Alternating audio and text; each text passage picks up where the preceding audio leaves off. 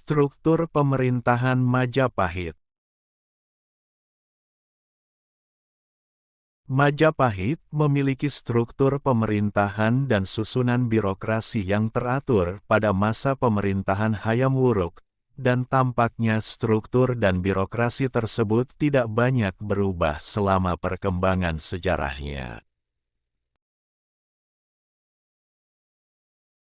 Raja dianggap sebagai penjelmaan dewa di dunia dan ia memegang otoritas politik. Tertinggi raja dibantu oleh sejumlah pejabat birokrasi dalam melaksanakan pemerintahan. Dengan para putra dan kerabat dekat raja memiliki kedudukan tinggi.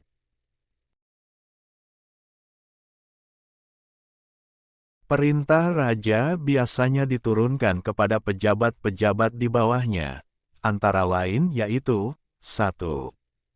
Rakrian Mahamantri Katrini, biasanya dijabat putra-putra raja. 2.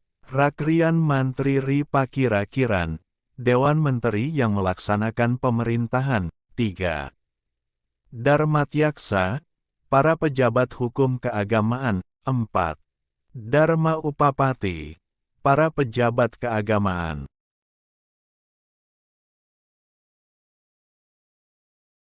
Dalam Rakrian Mantri Ripakira-kiran terdapat seorang pejabat yang terpenting yaitu Rakrian Mapatih atau Patih Hamangkubumi. Pejabat ini dapat dikatakan sebagai Perdana Menteri.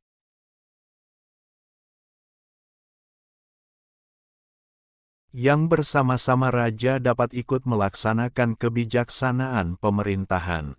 Selain itu, terdapat pula semacam Dewan Pertimbangan Kerajaan yang anggotanya para sanak saudara raja, yang disebut Batara Sapta Prabu.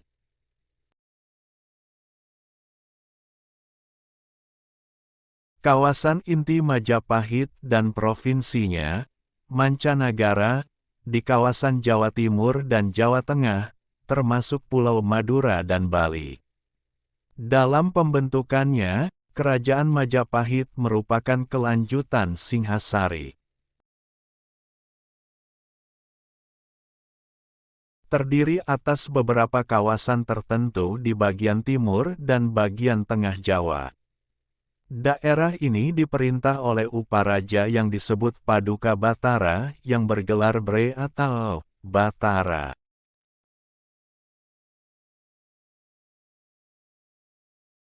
Gelar ini adalah gelar tertinggi bangsawan kerajaan. Biasanya posisi ini hanyalah untuk kerabat dekat raja. Tugas mereka adalah untuk mengelola kerajaan mereka, memungut pajak, dan mengirimkan upeti ke pusat.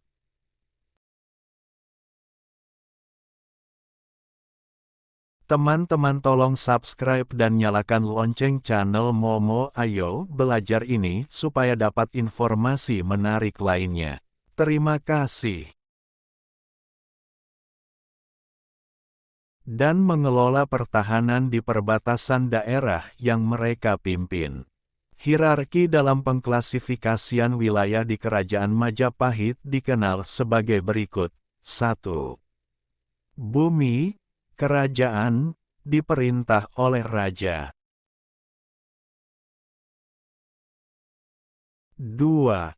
Nagara, diperintah oleh raja, gubernur, atau nata, tuan, atau bre, pangeran atau bangsawan.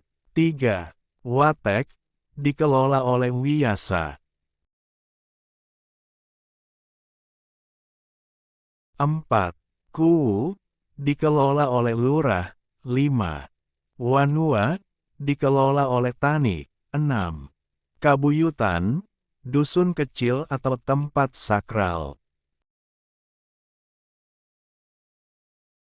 Saat Majapahit memasuki era kemaharajaan Talasokrasi, saat pemerintahan Gajah Mada, beberapa negara bagian di luar negeri juga termasuk dalam lingkaran pengaruh Majapahit.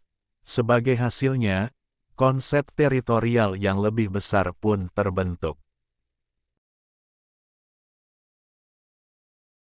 1.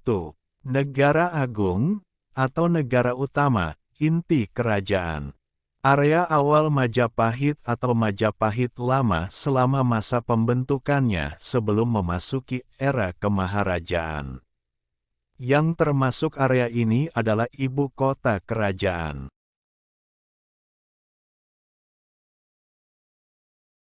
Dan wilayah sekitarnya di mana raja secara efektif menjalankan pemerintahannya. Area ini meliputi setengah bagian timur Jawa, dengan semua provinsinya yang dikelola oleh para Bre, bangsawan, yang merupakan kerabat dekat raja. 2.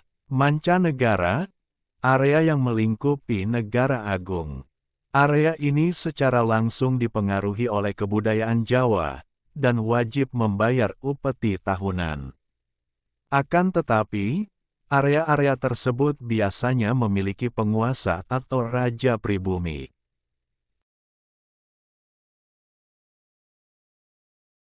Yang kemungkinan membentuk persekutuan atau menikah dengan keluarga kerajaan Majapahit. Kerajaan Majapahit menempatkan birokrat dan pegawainya di tempat-tempat ini dan mengatur kegiatan perdagangan luar negeri mereka dan mengumpulkan pajak.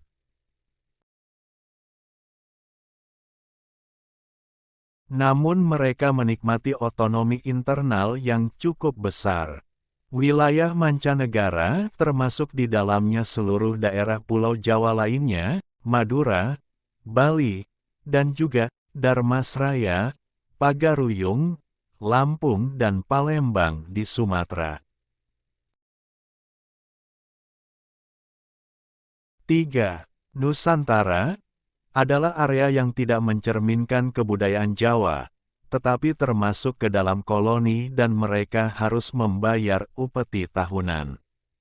Mereka menikmati otonomi yang cukup luas dan kebebasan internal, dan Majapahit tidak merasa penting untuk